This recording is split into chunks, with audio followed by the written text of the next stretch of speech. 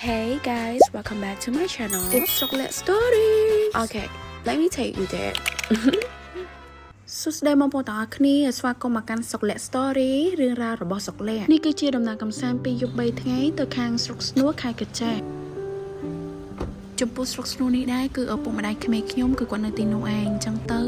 យើងត្រូវទៅលេងគាត់នៅពេលភ្ជុំបិណ្ឌអញ្ចឹងណាប៉ុន្តែមុននឹងទៅខ្ញុំបានចូលញ៉ាំកាទៀវនៅកន្លែងមួយខ្ញុំដែរកន្លែងគាត់ឆ្ងាញ់មែនតើនិយាយទៅអ្នកណាដែលជាតាមផ្លូវជាលេខ1អាចចូលទៅញ៉ាំកន្លែងគាត់បានតម្លៃធូរថៃខ្លាំងមែនតើហើយខ្ទឹមជ្រក់គាត់ឆ្ងាញ់ណាកាទៀវគាត់តម្លៃក៏សមរម្យដែរហាងកាទៀវគាត់នៅលើផ្លូវជាលេខ1និយាយទៅអត់ដល់សាលាដេកអត់ទេទៅមុខជាមួយនឹងហាងកាហ្វេ Glory Coffee ហ្នឹងបងប្អូនទាំងគ្នាអាចមើលនៅក្នុងវីដេអូនេះបាន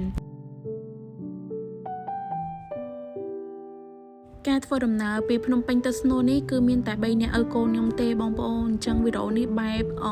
ឈៀលទេខ្ញុំចូលចិត្តថតផ្លូវដោយសារតែ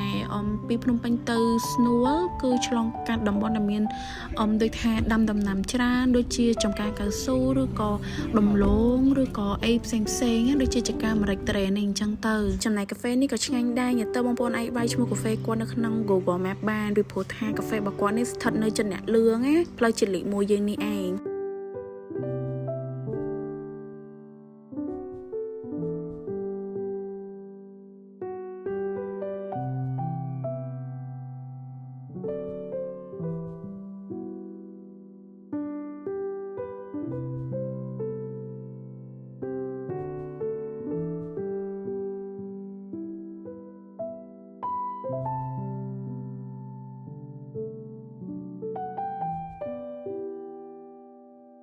ឥឡូវនេះយើងក៏បានមកដល់មេមត់ហើយនិយាយទៅមេមត់នេះគឺនៅជិតស្នួលដែរបើសិនជាដល់មេមត់នេះគឺដល់ស្រុកស្នួលដូចគ្នាស្រុកស្នួលនេះហាគឺជាប់វៀតណាមតែម្ដងបើសិនជានៅកន្លែងម្ដាយក្មេងខ្ញុំនៅគាត់នៅលើហេលបងប្អូនទាំងគ្នាវាមិនមែនជាភ្នំទេតែគ្រាន់តែជា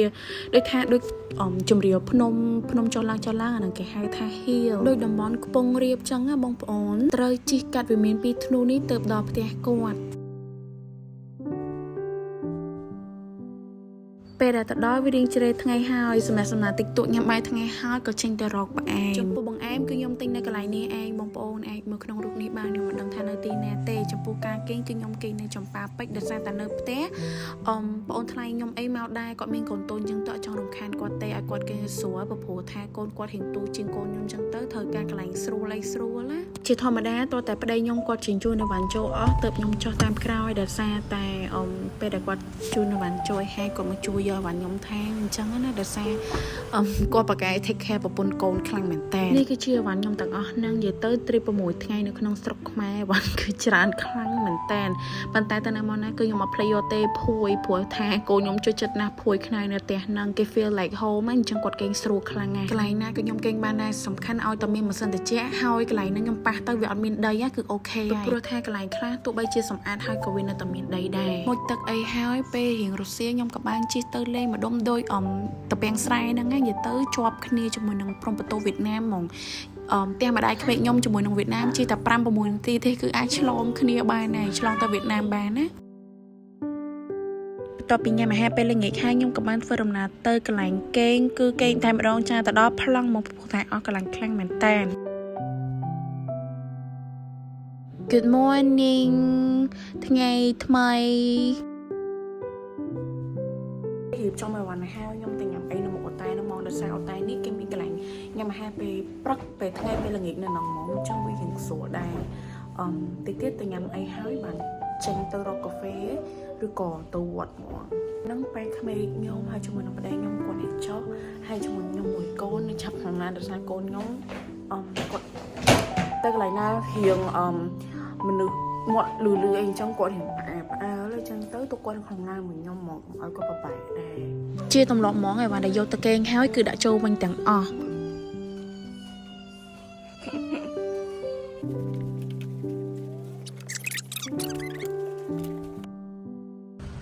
បងអើយកន្ទប់សូ19មិនបាច់សម្អាតទេគាត់ដាក់ទឹកសុទ្ធហើយជាមួយនឹងថង់សម្រាប់មួយទៅបានហើយចាបងចាអរគុណច្រើន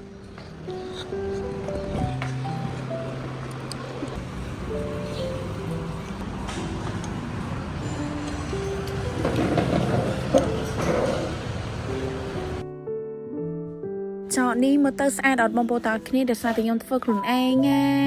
ខ្ញុំស្រឡាញ់មែនតែនប៉ុន្តែគ្រាន់តែថាធ្វើខ្លួនឯងវាមិនដូចគេធ្វើទេប៉ុន្តែទទួលយកបាន About breakfast I'm having កាទៀវពិសេសឆ្ងាញ់ហ្មងនិយាយទៅកាទៀវកន្លែងគាត់ឆ្ងាញ់ហើយតម្លៃសមរម្យហើយកន្លែងគាត់ធំជាងគេនិយាយទៅនៅ Snow នេះអ្នកណាដែលចង់គេងឬក៏ចង់ញ៉ាំអីភាគច្រើនគឺគេញ៉ាំនៅកន្លែងគាត់នេះឯងចំពោះទឹកស៊ុបខ្ញុំ rate ឲ្យ9 លើ 10 ហ្មងឆ្ងាញ់ខ្ញុំអត់ថែមគ្រឿងអីច្រើនទេពីព្រោះថាវាឆ្ងាញ់ស្រាប់អីតែសម្រាប់ប្តីខ្ញុំគាត់ថាបាយសាច់មាន់ជានេះអត់សូវឆ្ងាញ់ maybe គាត់យកកំភ្លើពីព្រោះថាយកធំនេះខ្ញុំបានកាហ្វេ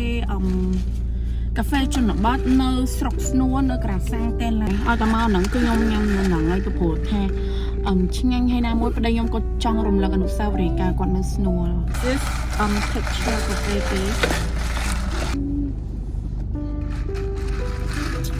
ចំពោះកាហ្វេកន្លែងនេះហើយគឺខ្ញុំពេញចិត្តខ្លាំងមែនតើខ្ញុំញ៉ាំឡើង2ថ្ងៃជាប់គ្នាហ្មង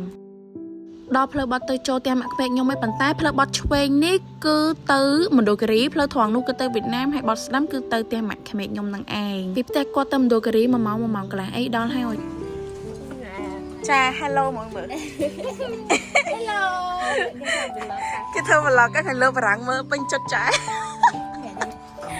ងាប់អើយ Nó xả vào Giấy răng răng ấy mà nó tầm chỉnh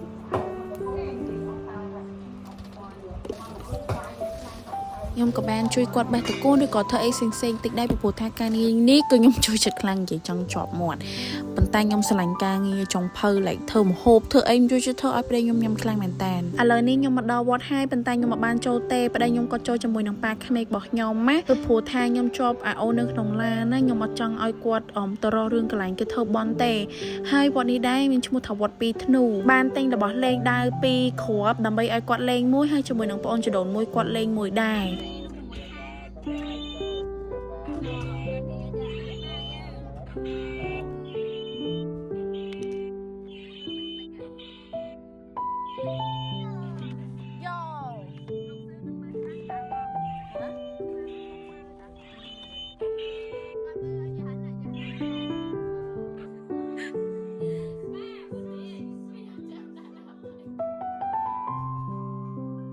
សម្រាប់ vlog នេះខ្ញុំធ្វើបែបឈឿលទេបងពេញចិត្តអឬក៏មានអីចង់ recommend បងឯង comment នៅក្រោមនេះបាននិយាយទៅខ្ញុំបើកចិត្តទទួលទាំងអស់ហ្មងឬមួយក៏បងចង់ឲ្យខ្ញុំដូចថានិយាយច្រើនឬក៏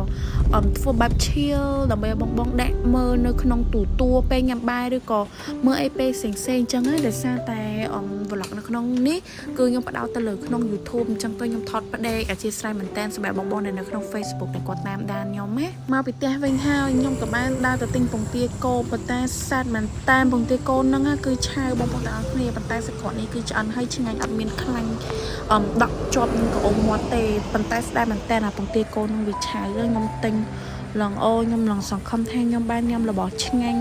ឡែកខ្ញុំជួយជិះពងទាកូនខ្លាំងមែនតើពីព្រោះថាណាខ្ញុំមានម៉ួយប៉ុន្តែទៅខែខ្ញុំអត់មានម៉ួយខ្ញុំចាច់ដល់អីទិញអីហ្នឹងហើយប៉ះចំរបស់ឆៅទៀត Good morning ថ្ងៃទី3ហើយខ្ញុំនេះក៏បានរកបានកវល់នេះប៉ុន្តែខ្ញុំបានឲ្យខាង receptionist គេទុកហើយថ្ងៃនេះដែរធ្វើដំណើរពីស្នួរទៅសៀមរាប Going to Siem Reap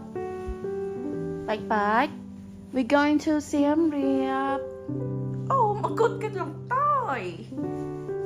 គត់ខ្ញុំឡើងតយ Wakey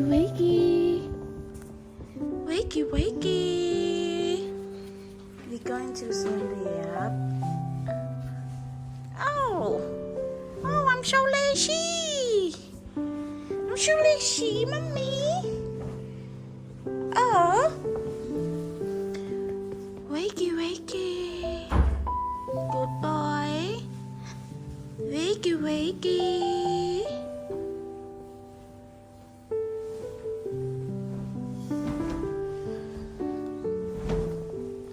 Oh, we going to Siem Reap. Okay, nôm đấy mình.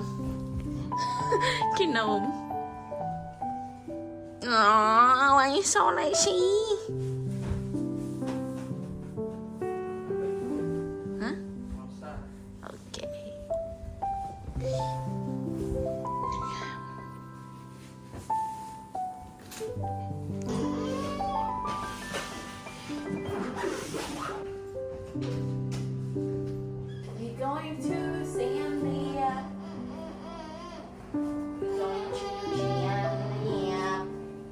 ធ្វើដំណើរផ្លូវវែងឆ្ងាយបងប្អូនទាំងគ្នាកុំភ្លេច double check ផងពពោថាយើងអាចបកក្រោយមកយកវិញបានទេអញ្ចឹងយើងត្រូវ check ម្នាក់ទៅម្នាក់ចែកគ្នា check មើលម្ដងម្នាក់ទៅដើម្បីកុំឲ្យភ្លេចអីវ៉ាន់ទៅខ្ជិលបកក្រោយវិញ